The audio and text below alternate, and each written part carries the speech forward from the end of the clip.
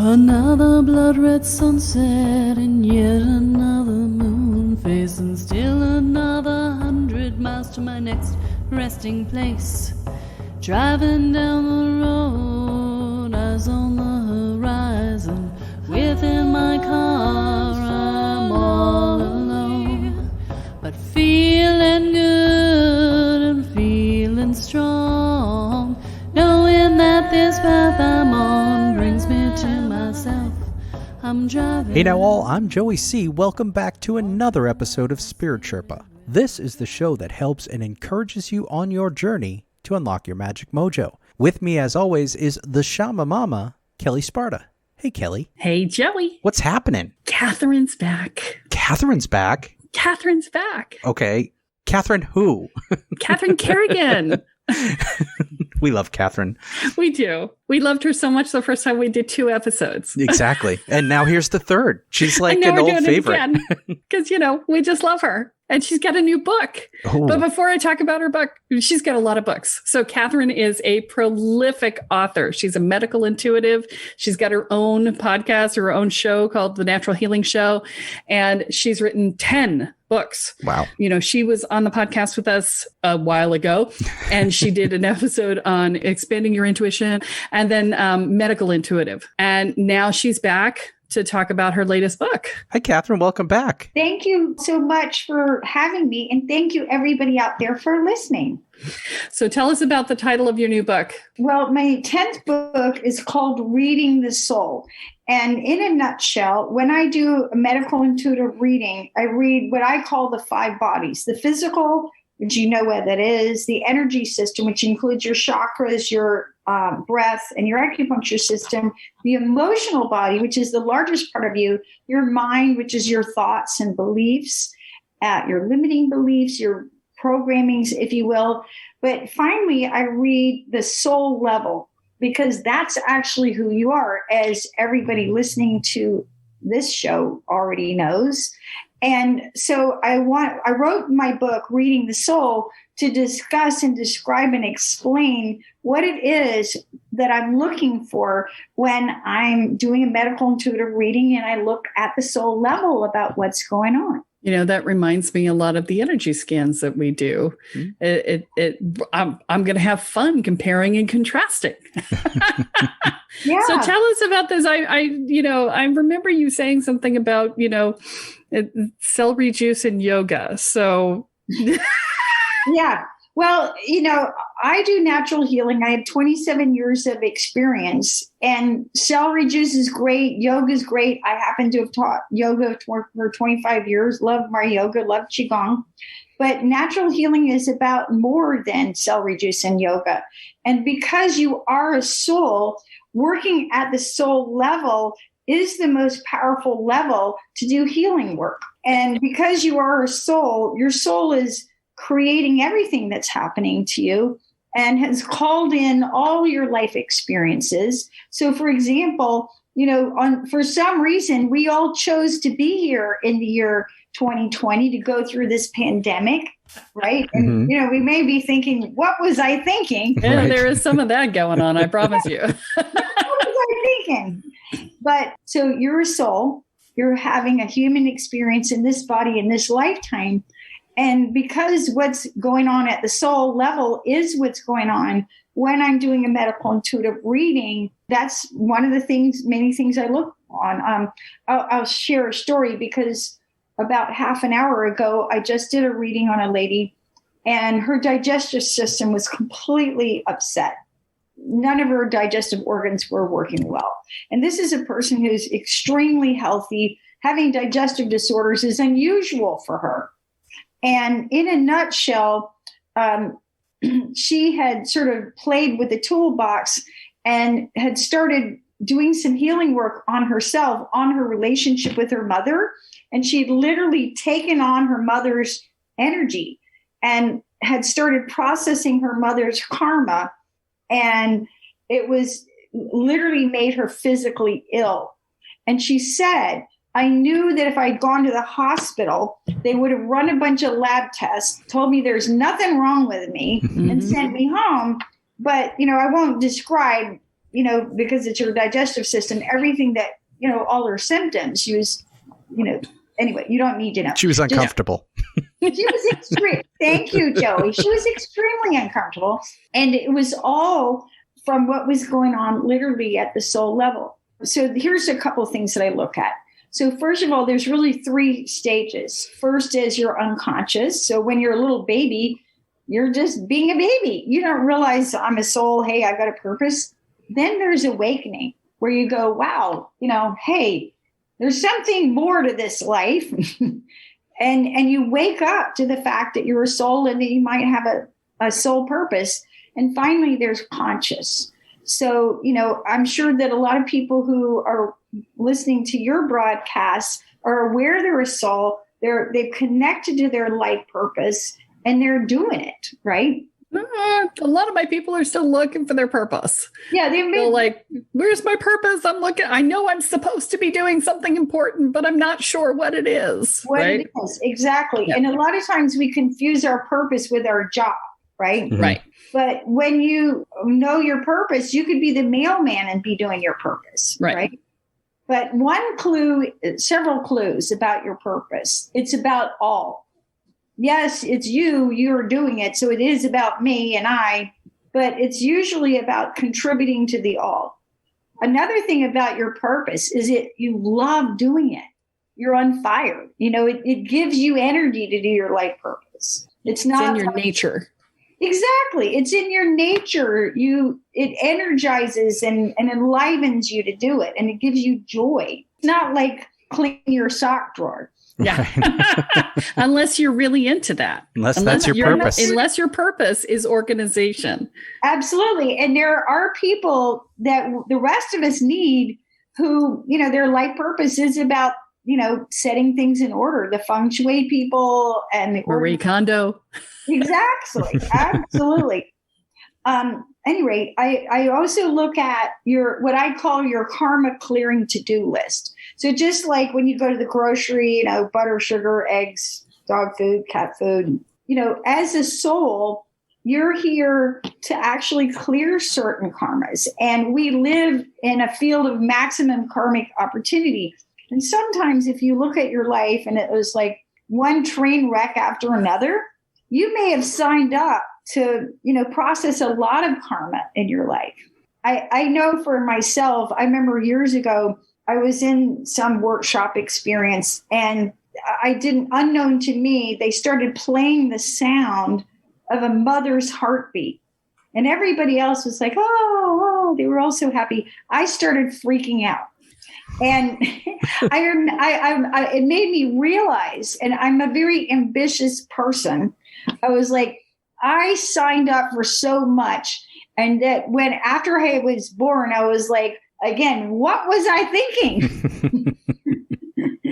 Why didn't I just choose to be the fluffy, cute one and have this easy, fun experience? We're overachievers, Catherine. What can we say? What can we say? It's like just sit on a rock. That'd be boring. Yes, be boring. Most interesting characters are the most flawed, right? Absolutely. So I look at, what's your karma clearing to-do list? And a lot of my clients, like a lot of y'all's clients, they may have done a lot of inner work, right? But what remains to be cleared up, right? And so I'll look at that. I look at how we talked about, how your soul communicates with you, which would be your intuition. How does your soul communicate through intuition? And I look at past life vows, what are your past life vows that you brought through? I look at, are you carrying negative spiritual energy? Yeah. Which is the real thing. And then one of the things that I look at is what I refer to as soul medicine. So if you go to a naturopath, they may prescribe echinacea or homeopathic remedies or flower essences. And I use all that in my healing work as well. But once you realize that you are a soul and that the most powerful level to do healing work is at the spiritual level, you can look at what I call soul medicine. So what are some examples of soul medicine? Unprocessed time alone, time in nature, hugs, being with like-minded people, what I refer to as spiritual community. That's a big one. It's huge. Yeah. That's huge. What I refer to as spiritual family. So maybe, you weren't blessed with the best family of origin. They drove you crazy growing up. And now you spend the next couple of decades, processing all that. Yeah, we actually work with that rather extensively in the programs that I run. I actually put people in cohorts that are serving as a surrogate spiritual family to provide that unconditionally loving, unconditionally supportive environment. It's super important. Yeah, absolutely. And so, if you didn't get the father you wanted, you can ask for a spiritual father or a spiritual mother or a spiritual brother, sister, aunt, and so on, uncle. Yeah. And this is always win-win. So I'll look at, what sort of soul medicine do you need?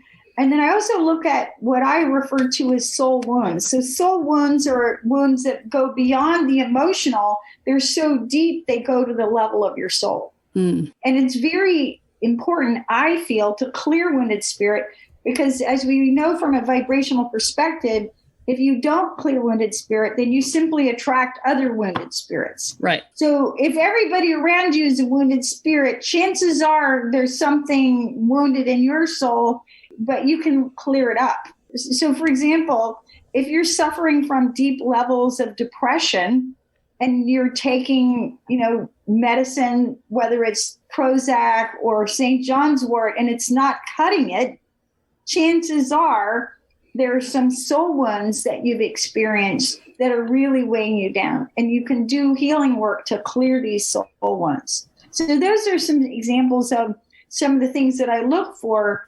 And then when I have identified these issues, then I'll work with people over time to clear them. I know in your book you talk about soul longing, and I want to ask you if, I've been doing this work for 20 years, and, there were times when I was just beating my head against the wall because the world was not quite ready for what I was doing. And there were those moments where I would just be ready to give up and go get a quote unquote real job. Right. And I would, put my resume together and I would start to send it out. And then I would be sitting there and I would feel like my soul was dying. It would not allow me to send in the resume to get the job. It just wouldn't let me do it. Is that what you're talking about with the soul longing? Yes. And I think it's really important that each of us is really honest with ourselves about what your soul longs to do. I'll give a simple example for myself. Right now, for the past couple of months, my soul longing is to lie in my hammock in the mornings when it's not too hot, and I can lie there and the birds fly by and I'll see the hawks and the hummingbirds and sometimes a few owls. And it's that peace and that sunlight. So, you may have a soul longing to climb a mountain or find the cure for cancer, or to be with children or to contribute in some way. But you really want to honor that. And what you're describing is absolutely a soul longing. Yeah. And this is the thing that I think people get stuck in, right? There's the soul longing, which is a different level than there's an energy that's going around and has been for the last few years around. I feel like I'm supposed to be on my purpose and its time is now and I have to get started and there's like panic in that energy. Mm-hmm. And that is not the same energy that we're talking about here. It's a very different energy. That's energy is all bound up in your need to be worthwhile and to be good enough. Right. And there's a panic energy in that. And yes, you're being told that the time is now because it is, right? Mm-hmm. But it's not what you think it is by any stretch of the imagination, because it's all bound up in your stories and in your history and in your belief structures. And that's keeping you from seeing the fullness of it. Yeah. And I would describe a soul longing like a river, right? It's like it's in the river, it carries you, and you don't have to work too hard to be in it, right? Yeah. But getting out of it, it can be really painful. As I proved, sure. I'm like, no, fall back into the river every time. So yeah, it's very different. It is just your nature and who you are in that soul longing piece. But the other piece, the looking that you're doing with your head is not the same thing. Yeah. And I'll give another example of it. A couple of years ago, my guidance said that I needed to write a book about breathing. Well, now I'm like everybody else. I've got an ego. And my ego mind started arguing with myself. I can't tell you how many times I asked, are you sure? Really? Who needs a book about breathing? Who's going to read a book about breathing? Well, anyway, it was very persistent. Like, one of the things about the communication from your soul is that it will be persistent. Yeah. And finally I was like, okay, I give up. I'll write the book. And so I wrote the book, the little book of breath work. And as soon as I finished it, it was like, duh, I understand why I had to write it. It was very friendly. It's very friendly. The little book, I was like, oh, it's easy. And it has techniques in there that will help you breathe and will cut your anxiety in half. I finished writing the book in March 2019. Of course, 1 year later, March 2020, I started giving that book away. Yeah. Because here we are in the coronavirus pandemic. Yeah. I've since given that book to people in 14 different countries. Wow. And if you're listening to this broadcast, if you would like a free copy of the Little Book of Breathwork, please email me, Catherine@CatherineCarrigan.com. And that's 2 C's. Yep. Catherine, CATHERINE at Catherine Carrigan, CARRIGAN.com. Email Catherine@CatherineCarrigan.com, and I'll send it to you for free. And I encourage you to please share it with everybody who needs it right now. Here's my point. My soul was persistent. It's like, you need to write a book to help people breathe. And it has a technique that if you do it, you can cut your anxiety in half in 8 minutes. And we really need that right now. Xanax doesn't even work that fast. No doubt. So answer me this. There's got to be something. Do you ever look at the sort of a global level or a larger group level on stuff? Because there's got to be something karmic. It feels very, very karmic, or I don't know if karmic's the right term, because karma is about the past. This feels very much about evolving into the future, the pandemic and everything that's going on now. But have you looked at it? Yes. And it's funny. And I'll make this comment because I guess it was in April of this year.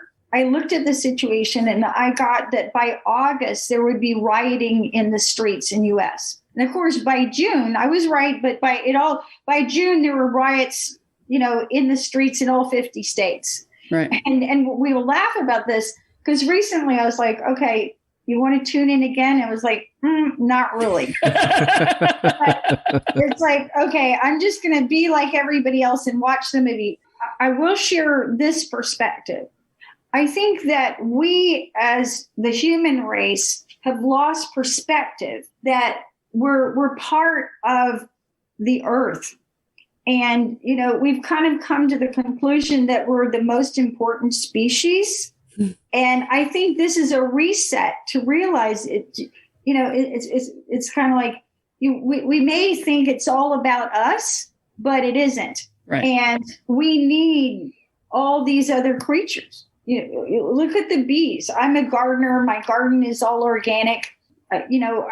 I'm very conscious of when a butterfly comes through and when the hummingbirds come through and when the bees come through. These tiny little creatures. Well, 1 out of every 3 bites of food that we eat comes to us courtesy of the work of a bee. Right. And I think that part of what's happening is that it's a global reset so that we reestablish our place in this web of creation, if you will. Well, I think that the quarantine in particular has forced us to slow down, and it's forced us to get still, and to more people than ever are going out in nature and, exploring I've been inside for 2 months because it's been miserably hot here in Virginia.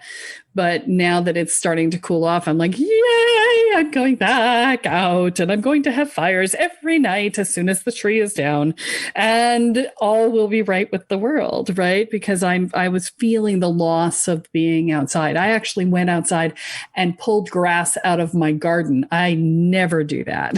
I am not a get down and in the dirt kind of girl. It's just not me. But I made a garden and I pulled weeds, and we're getting back in touch with the earth. Yeah. And that goes back to what we were talking about before, which is soul medicine. Nature is one of the greatest healers of all time. Yeah. And I remember earlier this year, one of my best friends came over on a Friday afternoon at 4:00, and she said, "Hey, you want to go camping tomorrow?" Well, I dragged another friend. The three of us went camping. It was the greatest thing. And we almost all just wept. It's like, here we are in the mountains, in the fresh air. Again, if you've visited my website, CatherineCarrigan.com, you know I'm a gardener. I raise orchids. One of the things I like to show is what you can grow in an organic garden. My garden is absolutely stunning. And when we have that reverence for all of creation and we recognize our part in this web of life, we just have this glorious experience, this transcendent experience. Yeah. There's a way in which, and we were talking about this in the Ascension podcast that we did last week. There's a way in which the connection into the all that is really what we're shooting for here, right? It's the way in which we just know things. It's tapping into the Earth's web, right? Yeah. The web of the earth that sort of connects to everything. Yeah. Right? And in my work as a medical intuitive, when I was studying medical intuition, there's a technique called source connection. And if you go to CatherineCarrigan.com, I've got videos and directions, and, I tell you exactly what to do. But basically, when you connect every aspect of yourself up to God and up to this universal energy, then you know everything you need to know. Right. And one of my clients in Australia, he said, "Hey, I started doing that." And he's a business coach. And he's like, whoa, it's like, I just know everything. And it's really, really fast. Yeah. And it's because you get your ego mind out of the way. You show up and you get to be fully present and receive. You'll know whatever you need to know. Yeah. And it works at all levels. I mean, it works if you're a healer or a psychic reader, but it also works in business.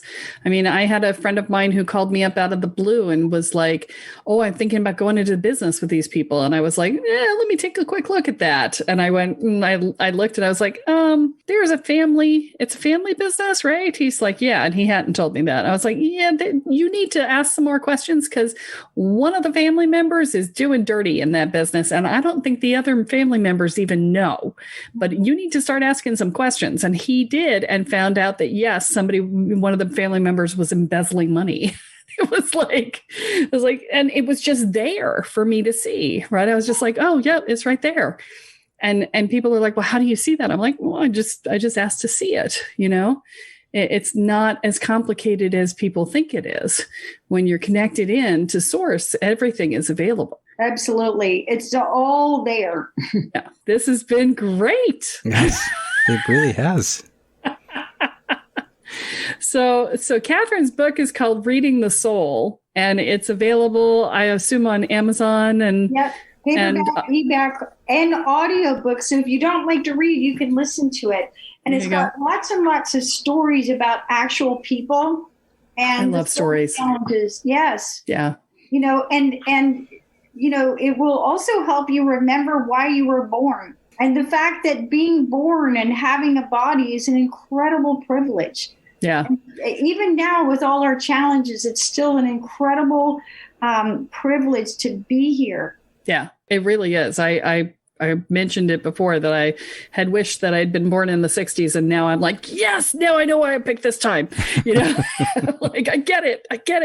We're at the ascension level. It's awesome. So, there's a lot going on right now, and being able to find that and find why you chose to be here right now could be very helpful for a lot of people. So yet another good reason to go out and get the book and check out all the freebies that Catherine's got available on her website at catherinecarrigan.com. And Catherine's actually in the Spirit Sherpa by Kelle Sparta Facebook group too. Yes. So if you have questions for her, come into the group and she will answer those questions in the group. And that would be fantastic as well. Catherine, thank you so much for coming. Thank you so much for having me. And just if you send a message to the group, make sure you tag me so I see it, because Facebook, you don't always see all those messages. Yeah. Awesome. Kelly, do you have anything to say to wrap up before we head out?